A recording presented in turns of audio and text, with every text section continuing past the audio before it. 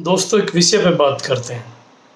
विषय एमबीबीएस में ओबीसी को कितनी सीटें मिली। कुल सीटें थी 4064 और ओबीसी के खाते में आई 69। इसका मतलब 69, इसका मतलब 1.7%। और हमारे देश में ओबीसी की संख्या कितनी है? अगर मैं 1931 की जनगणना की बात करूं तब पूरे देश में 52% संख्या ओबीसी की थी। एससी को एससी की संख्या के बराबर आरक्षण मिला था, लेकिन हमें 52% होने के बाद आरक्षण मिला 27%। वो भी आप देखें कि अब 1.7% इन सीटों में हमें मिला है, तो 27 कहाँ चला गया? हम तो धन्यवादी हैं नागपुर के उन साथियों के जिन्होंने इसको चुनौती दी है,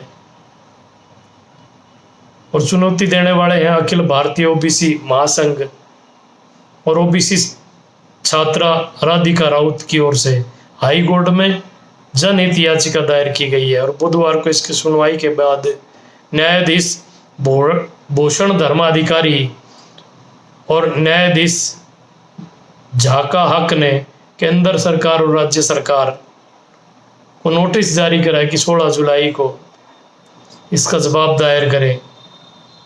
याचिकाकर्ता की ओर से अधिवक्ता पी.बी. पाटिल और केंद्र सरकार की तरफ से एसजी औरंगाबाद ने पैरवी करी। दोस्तों ये हालात हमारे क्यों हैं? जिसने इस पिछड़ा वर्ग की लड़ाई लड़ी उसको पिछड़ा वर्ग ने खत्म कर दिया।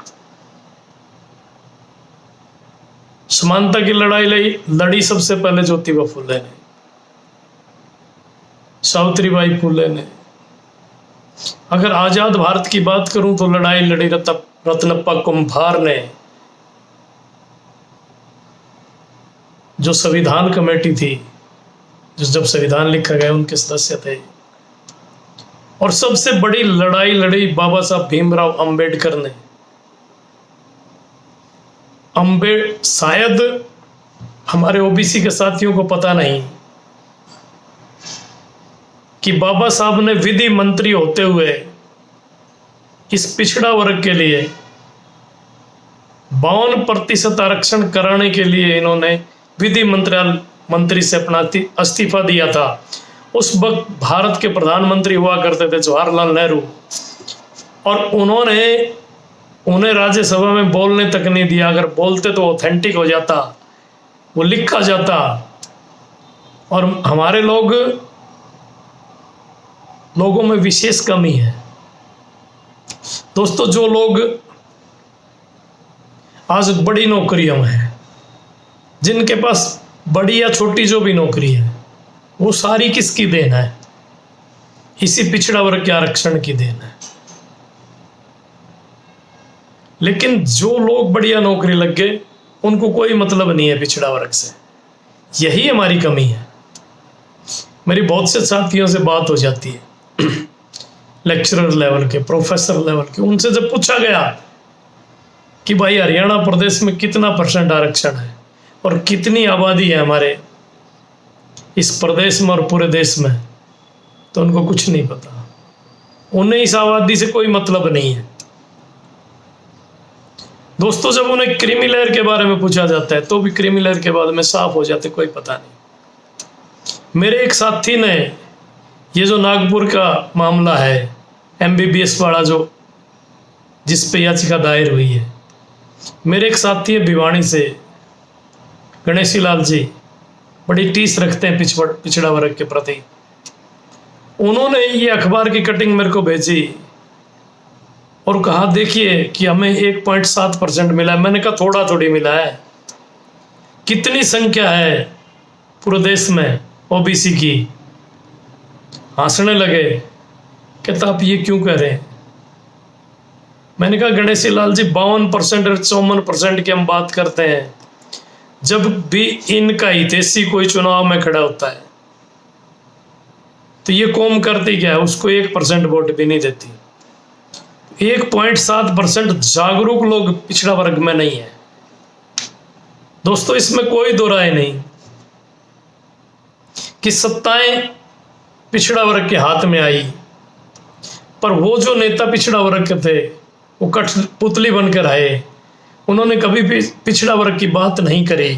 चाहे मैं मुलायम सिंह यादव की बात करूं, चाहे लालू प्रसाद यादव की बात करूं, चाहे अन्य नेताओं की बात करें, उन्होंने कभी भी पिछड़ा वर्ग की लड़ाई नहीं लड़ी।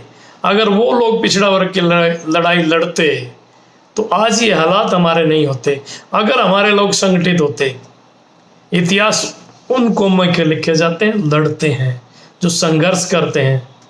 बाबा साहब ने एक बात कही थी, शिक्षित बनो, संघर्ष करो, संगठित हो। ना तो हमारे लोग संगठित हैं, शिक्षित है, उनको किसी से कोई मतलब नहीं। उनको अगर जाति पूछ ले तो दर्द होता है। मैं तो एक बात कहना चाहता हूं मेरे ओबीसी के साथियों को, है मेरे ओबीसी के साथियों, जितनी गोत्र अदर बैकवर्ड क्लासेस में आती है, जितनी जातियां अदर बैकवर्ड क्लासेस में आती है, वो सारे अपनी जातियों को एक एक गोत्र समझे और अपनी सब कास्ट तो समझे, उन जातियों को गोत्र समझे। और जो ओबीसी है वो हमारी जाति, अगर ये नहीं करेंगे, अगर संगठित नहीं हुए तो दोस्तों वो दिन दूर नहीं है। आज 1.7% पे हम सिमट गए, कल को 0 पे भी हो जाएंगे। एक चीज करनी पड़ेगी दोस्तों, अपनों को पहचानना पड़ेगा, वोट भी अपनों को ही डालना पड़ेगा। अगर आप लोगों ने ऐसा नहीं करा तो ये लोग आपको बख्शने वाले नहीं हैं। मेरे पास बहुत से साथी आते हैं, उनसे इस विषय में चर्चा होती है। जाट बिरादरी के बहुत से साथी मेरे पास आए। मैंने उनसे एक बात पूछी कि आपकी जात क्या है। उन्होंने कहा हम जाट हैं, हम चौधरी हैं। मैंने कहा नहीं, आप चौधरी नहीं हो सकते। आप ब्राह्मण हैं? बोले नहीं। आप वैश्य हैं? कहते नहीं। आप क्षत्रिय हैं, राजपूत हैं? बोला नहीं। तो फिर मैंने कहा आप भी शूद्र और मैं भी शूद्र। 85% पूरे देश में शूद्र रहता है और सत्ता में भागीदारी नाम मात्र। क्या करा जाता है हमारे साथ? पार्टियां क्या करती है? पिछड़ा वर्ग का प्रदेश अध्यक्ष बना दिया। और वैल्यू क्या रहती है पिछड़ा वर्ग के प्रदेश अध्यक्ष की?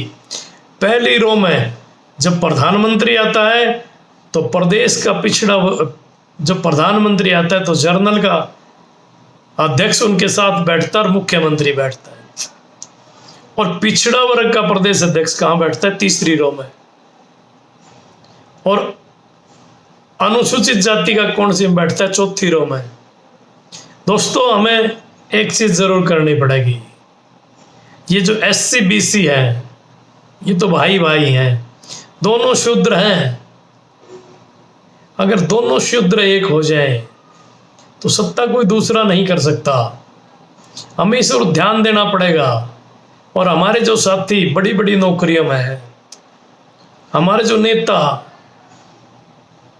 समाज के वोट लेके और राजनीति करते हैं, उनको भी बदलना पड़ेगा। लेकिन उससे पहले जनता को बदलना पड़ेगा। जनता अपने हकों की लड़ाई अगर स्वयं लड़ेगी, जो लोग आपके हैं, जो आपके लिए लड़ाई लड़ते हैं, अगर आप उन्हें अपना नेता मानकर उनका साथ देंगे, तभी दोस्तों भला हो सकता है। नहीं तो ये चापलूस जो लोग हैं, ये तो सिर्फ राजनीति चमकाने के लिए आपके बीच में आते हैं, दूसरा कोई मामला नहीं है। पर दुख इस बात का है कि हमारे पढ़े लिखे लोग, उनको ही नहीं पता कि आरक्षण कितना % है। वो लोग एक बात कहते हैं, आर्थिक आधार पर आरक्षण कर दो। अरे भले मानसो, आर्थिक कोई आधार है क्या? किस आधार को आर्थिक आधार बताते हैं आप?